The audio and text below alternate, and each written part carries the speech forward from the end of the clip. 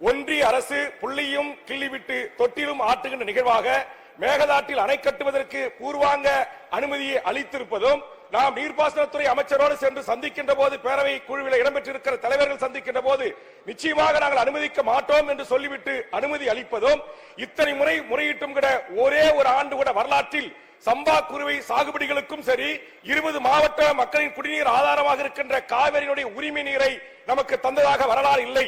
800 TMC இருந்த குடிநீர் பாசன நீரை இன்றைக்கு கர்நாடகம் பெரும்பகுதியை தனதாக்கி கொண்டிருக்கிறது.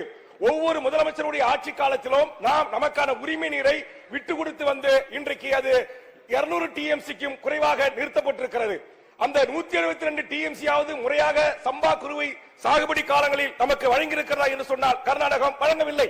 அதற்கு நேர்மாறாக கர்நாடகா தமிழ்நாட்டை ஒரு வடிகால் பிரதேசமாக, அங்கு அணைகளுக்கு ஆபத்து ஏற்படுகின்ற போது, மழை வெள்ளம் அதிகமாக ஏற்பட்டு பெங்களூரும் கர்நாடக விவசாயிகளுக்கும் உயிருக்கும் உடமைக்கும் அச்சுறுத்தல் ஏற்படுகின்ற போது மட்டும் 24 கனஅடி, 50,000 கனஅடி, 55,000 கனஅடி ஒகேனக்கலிலே நீர் ஓடி வருகிறது.